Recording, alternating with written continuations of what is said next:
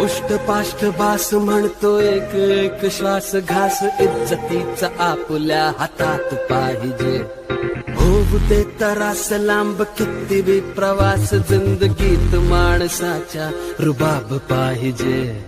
रडत पडत अडत जाऊ तरी बी घेऊनच राहू दाखवून खाऊ यांना आता तर पाहिजे रुबाब.